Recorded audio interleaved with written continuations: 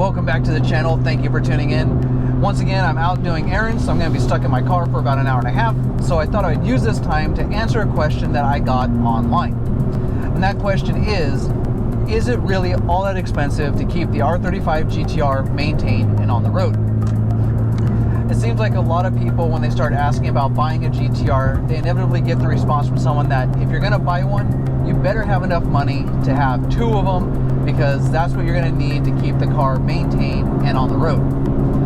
Now, people that ask me that question, they know that I'm not a rich guy and they know that I daily drive the R35, so they're curious, does it really take that much money to keep a GTR on the road? Now, I'm going to answer that question, and I'm also going to compare it to the Supra, the RX-7, and the R32 GTR I had before this, so you can kind of see where it sits in comparison to keeping those cars on the road. I'm going to talk about insurance, and then I'm going to talk about maintenance and parts. I'm going to start this off by talking about car payments. Now, for me, this is going to be a quick thing to talk about because, well, I don't have any car payments. I bought the R32, the RX-7, the Supra, and this car all without using an auto loan. Now, you guys might be wondering how I did that, especially when I got those cars while either working at Outback or Olive Garden and for a time in Hollywood. If you're curious how I did that, I did make a video talking about how you can actually get your dream car working an everyday job without doing like real estate or stocks or anything like that. If you want to see that video, I'm going to leave a link to it in the description down below, as well as a banner above my head. And if you want to check that out, you're more than welcome to. But I really can't answer what it would be on car payments because it's going to be different per person. It's going to depend on how much you take out. It's going to depend on your interest rates. And as I said, I just don't deal with auto loans, so I don't know. Next, I want to talk about insurance. And I can actually compare the insurance between the R35, the R32, the Supra, and the RX-7 because as I've had those cars, I did run full coverage and I was doing month-to-month payments. Now, I know there's a lot of people who believe in paying the, bi-yearly payment on your insurance because, yes, you do end up saving more money in the long run. However, if you're anything like me, typically you don't have that much money just lying around that you can drop at any given time, and doing month-to-month payments is just a little bit more feasible. That being said, on the R35 GTR, I'm currently spending $135 a month for full coverage. Before the R35, I did have the Mark IV Supra, and that one was only costing me $80 a month. Before the Supra, I had the R32 GTR, and it was running me a little bit more at about $102. And before that, I had the FD RX-7, and it was running me about $90. So as you can see, the R35 GTR is a little bit more expensive if you're going to be carrying full coverage insurance, but it's also not that crazy. Now I'm going to talk about the big one, and that is the cost to maintain and keep the car on the road. And I actually did have my build sheets from the RX-7, the Supra, and the R32 so I could compare the cars. And what I did is I've had this R35 for 8 months now.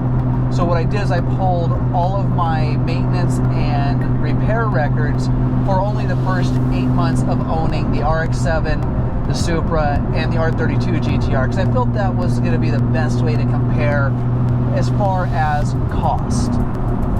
So to start things off, I'm going to start with the FD RX-7. Now, in the first 8 months of having the RX-7, I spent a grand total of $4,851 in parts and $1,160 in labor for a grand total of $6,011 in the cost of maintenance and repair in the first 8 months that I had the FD RX-7. Now, in the first 8 months that I had that RX-7, the things I had to do was I had to swap out the radiator. I had to have the 5th gear synchro fixed because, they're notorious for developing that grind, and mine did. The clutch needed to be replaced. I had to buy new tires. I had to replace the upper radiator hose. The inner door handle broke off, so I replaced it with an aluminum one. There was an exhaust leak that had to be fixed. The pillow mounts on the suspension had to be replaced. The toe bushings had to be replaced. Alignment needed to be done. as you can see, there was just a lot of stuff that had to be done. The radiator cap had to be replaced, the AIC valve, the master cylinder on the clutch, the slave cylinder on the clutch, and even my coil packs went bad. So as you can see, it basically kept $6,000 to maintain and keep the RX-7 on the road in the first 8 months that I owned it. Next, I moved to the R32 GTR. Now, the R32 GTR, in the first 8 months that I had it, I had to spend $5,278 to keep the car on the road. And in that time, what I had to do is I had to replace the spark plugs. It needed a new battery. The fuel filters were replaced. The coils needed to be replaced. The full engine harness had to be replaced with one from Wiring Specialties. I did the air filter. The alternator went bad. I replaced both O2 sensors. I had to resolder the MAF. I did a seafoam treatment. I needed to swap out the clutch again because it was bad in that car. And I changed out the transmission fluid and the Intesa fluid, as well as did the rear main seal. So like I said, after 8 months of owning the R32 GTR, I spent a grand total of $5,278. Next, I had the Mark IV Supra. Now, the Mark IV Supra, in the first 8 months that I had it, I spent $5,125 in maintenance and repair to keep it on the road. Now, during the time that I had the RX-7 for the first 8 months, I did the spark plugs, I had to replace the antenna, I did an alignment, I refinished the dash, the cam seals needed to be replaced, replaced the serpentine belt, the idler pulley, the tensioner, I did the timing belt, water pump thermostat, front main seal, the valve stem seals were bad, so I had to have those done. Master window switch was bad, had to replace that. The inner grip handle was gone, had to replace that. The shocks and springs were dead, so I put in some Tay-Ins Street Advanced Ds, and once again, the clutch was bad. I'm going to pick up a theme with the clutch here. So there again, in the first 8 months that I owned the Mark IV Supra, I had to spend $5,125 to maintain it and keep it on the road. Now, for the R35, like I said, I have had the car for 8 months now, and I have spent a grand total of $1,486 to keep it on the road. That's right.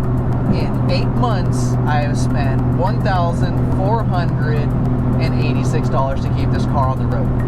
Compared to the Supra, the RX-7, and the R32 GTR, which was running me about $5,000 or more in the first 8 months to keep it on the road.